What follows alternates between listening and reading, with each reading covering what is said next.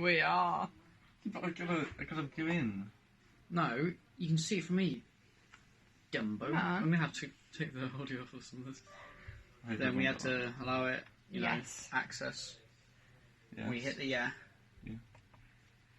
And it takes us here. Yeah. And then Progress. little Move. Why are you all doing a record thing then? Because it's a lot easier. And then what we do is we go to export. We click on export. And then we choose where we want to export it to. So we're just going to go libraries. And we're going to go to documents. And we're going to give it a file name. Just going to call it reg.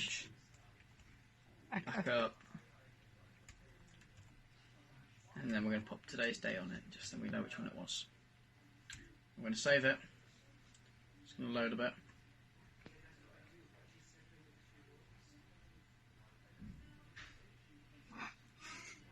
And you know, just with laptops sometimes it takes a while, so just waiting for it to load. Especially the older ones. Yeah.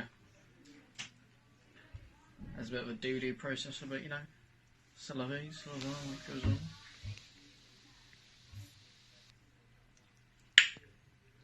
Horrible. Okay, it's done loading.